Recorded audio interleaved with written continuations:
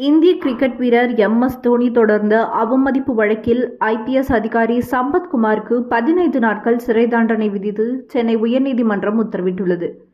கடந்த 2013ஆம் ஆண்டு நடைபெற்ற இந்தியன் பிரீமியர் லீக் கிரிக்கெட் போட்டியில் சூதாட்டம் குறித்து விசாரணை நடத்திய ஐபிஎஸ் அதிகாரி சம்பத்குமார், இந்திய கிரிக்கெட் அணியின் முன்னாள் கேப்டன் தோனி சூதாட்டத்தில் ஈடுபட்டதாக கூறினார்.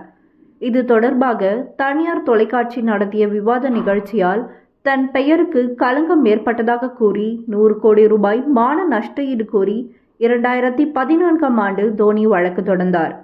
அந்த வழக்கில் தனியார் தொலைக்காட்சி, அதன் ஆசிரியர், போலீஸ் அதிகாரி சம்பத்குமார் ஆகியோர் எதிர்மனுதாரர்களாக சேர்க்கப்பட்டிருந்தனர். இந்த வழக்கில் ஐபிஎஸ் அதிகாரி சம்பத்குமார் உச்சநீதிமன்றம் மற்றும் உயர்நீதிமன்ற உத்தரவுகளை பதிவு செய்து பதில் மனுவை தாக்கல் செய்தார். அந்த பதில் மனுக்களில் உள்ள தகவல்கள் நீதிமன்றத்திற்கு களங்கம் விளைவிக்கும் வகையில் இருப்பதாக கூறி ஐபிஎஸ் அதிகாரி சம்பத்குமாருக்கு எதிராக கிரிக்கெட் வீரர் மகேந்திர சிங் தோனி சென்னை உயர்நீதிமன்றத்தில் நீதிமன்ற அவமதிப்பு வழக்கை தாக்கல் செய்தார். இந்த வழக்கை விசாரித்த நீதிபதிகள் எஸ். சுந்தர் மற்றும் சுந்தர் மோகன் அமர்வு ஐபிஎஸ் அதிகாரி சம்பத்குமார் நீதிமன்ற அவமதிப்பு செய்துள்ளதாக கூறி அவருக்கு 15 நாட்கள் சிறை தண்டனை விதித்து உத்தரவிட்டுள்ளனர்.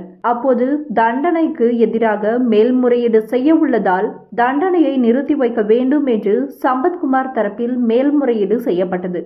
அதை ஏற்ற நீதிபதிகள் தண்டனையை 30 நாட்களுக்கு நிறுத்தி வைத்து உத்தரவிட்டுள்ளனர்.